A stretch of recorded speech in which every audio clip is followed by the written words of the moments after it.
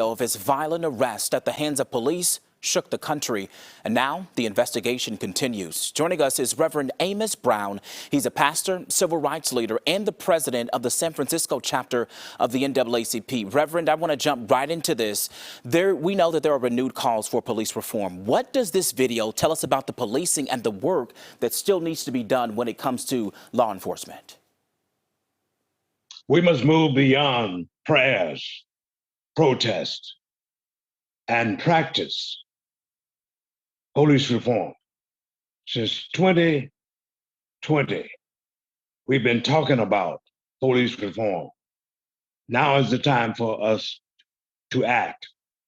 And those who have reacted, as we appreciated, by protests, they must move to the polls and participate in the political process and vote, so that we will not have politicians pimping the pain of our communities by engaging in extreme politics.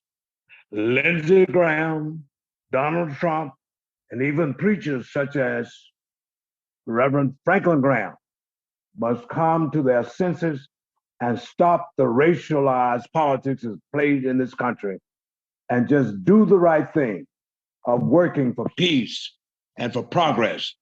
That is our challenge, or else we will not have any positive outcomes, and we will be back at this unfortunate, brutal, inhumane state in this nation again, of the humanity of Black people being insulted and assaulted, even at the hands of Blacks. Evil and violence knows no hands, no race, no gender, no sexual orientation, and we must, as human beings, get a hold of ourselves and stop this insanity, for it is insane that we are expressing this inhumanity to each other.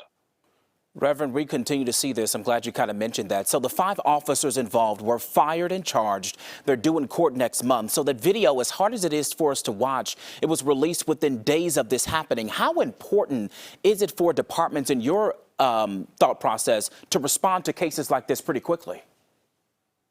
The time is always right to do right. That was the quote of Dr. Martin Luther King. And we must stop calling for gradualism and instantly do the right thing.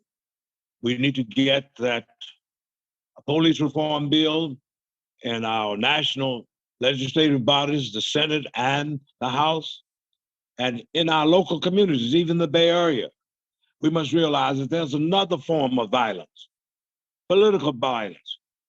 And in San Francisco, as we speak, violence is being done against Black people with gentrification. And really, it's a form of ethnic cleansing. We have lost from 16% of the Black population in this town, now down to 3.9 to 4%. That happened by so-called urban renewal, but it was not urban renewal, it was Black removal. So we must see all levels where there is violence. The last question I have for you, we know that several lawmakers and also, activists are pushing for this national police reform. Is there a different environment that we are in now in this country? And what are some of the issues that need to be part of some of those conversations?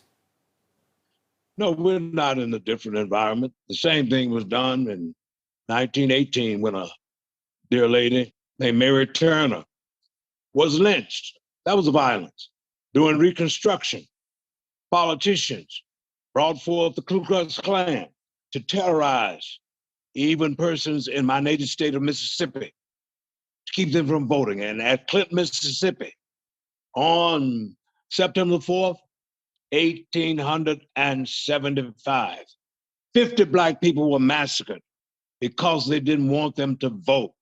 So we must see that this is a part of the DNA of our American political process and of the mindset of a nation that claims to be one nation under God, indivisible, with liberty and justice for all, but that for all does not include Black people and the marginalized who unfortunately have been insulted and assaulted.